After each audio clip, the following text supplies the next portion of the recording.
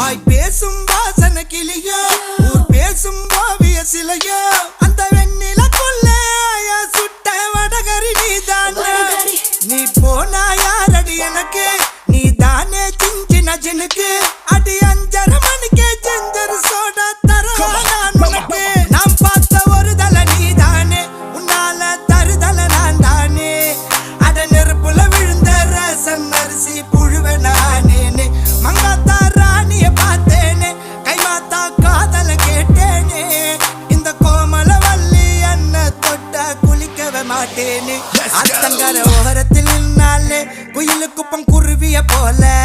அக்கம் பக்கம் யாருக்கும் தெரியாம லுக்கு விட்ட பக்குன்னு மேல